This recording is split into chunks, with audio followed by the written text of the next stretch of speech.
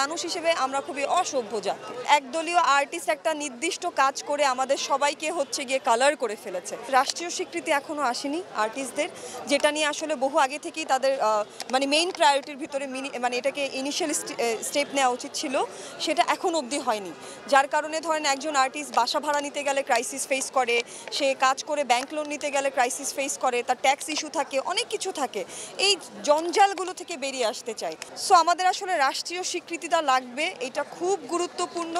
আর এরপরে তো আরও ছোট ছোট অনেকগুলো আদার্স ইস্যু আছে। আমাদের শিফট হয়নি এখন পর্যন্ত, আমরা শিফট আকারে কাজ করি না। আমাদের কখনো 12 ঘন্টা, 24 ঘন্টা, 72 ঘন্টাও কাজ করতে হয়। তারপর জুনিয়র আর্টিস্টগুলো কিভাবে বাড়ি ফিরে যাবে, তাদের সম্মানীগুলো কিভাবে পাবে, এই সমস্ত ইস্যু নিয়ে এখনও প্রশ্ন রয়ে গেছে। এগুলো কিন্তু আজকের ক্রাইসিস না, এটা অনেক পুরনো ক্রাইসিস, সেগুলো এখন অবধি ঠিক হয়নি। এগুলো হচ্ছে সমস্যা। আর সমাধানগুলো কিন্তু আমরা ছোট ছোট করে অনেকগুলো পয়েন্ট আপনাদেরকে বলেছি, আমি চাই ওগুলো একটু ট্যাগ অন করে দেন।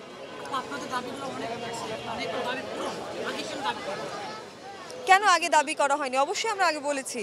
প্রত্যেকবার যখন নতুন করে কমিটি আসে তারা তো একটা ভাও নেয়, তারা তো একটা শপথ করে যে আমরা এই সমস্যা ইতিমধ্যে জেনেছি এবং এই সমস্যার সমাধান করার জন্য আমি অমুক অমুক অমুক পদে নিযুক্ত হয়েছি। সো প্রত্যেকবার যখন আপনি ইলেক্টেড হচ্ছেন এবং আপনি ভাও নিচ্ছেন, তখন তো আপনি এই সমস্যাগুলো জেনে আপনি এই পজিশনে আসতেছেন। সো আপনি যখন প্রমিস করছেন, আপনি যখন শপথ নিয়ে, আপনি ভাও নিয়ে আপনি যখন গিয়ে চেয়ারে বসছেন, তার মানে সমস্যা সম্পর্কে আপনি অবগত। আপনার কাজ হচ্ছে এখন আপনি চেয়ারে বসছেন, আপনি দায়িত্বগুলো পালন করবেন। এটা হয়নি কেন সেটা হচ্ছে প্রশ্ন। দাবি বহু আগে থেকেই আছে, এখন অবধিও আছে। কারণ আমার মনে আছে 17 বা 19 সালের দিকে যখন ইলেক্টেড হয়, আমি প্রথম গিয়ে অ্যাক্টর সিকিউরিটির মেম্বার হই, আমি ভোট করি এবং তখনও আমরা বলেছি যে আমাদের কন্ট্রাক্ট পেপার থাকতে হবে এবং কন্ট্রাক্ট পেপার চালুও করা হয়েছিল অ্যাক্টর সিকিউরিটি ডিরেক্টর গিলস এবং প্রডিউসার অ্যাসোসিয়েশন থেকে। সেটা বড় জোর বোধ হয় 1 থেকে 2 মাস মেনটেন করা গেছে, এরপর কোনো জায়গা থেকে মেনটেন হয় নাই, না ডিরেক্টর গিলস থেকে, না প্রডিউসার অ্যাসোসিয়েশন থেকে, না অ্যাক্টর সিকিউরিটি থেকে। আমরা সিস্টেমটাকে রান করাইতে পারিনি। এরকম প্রচুর ফেইলার্স আছে, ছোট ছোট করে প্রবলেম সবাই জানতো এবং এই প্রবলেমগুলো পুরনো প্রবলেম নিয়ে আর্টিস্টরা বিভিন্ন সময় কথা বলেছে। এখন এটা সমাধান কেন হয়নি সেটার উত্তর ওনাদের দিতে হবে, আমাদের না। অনেকেই বলছে যে পদত্যাগ করানোর একটা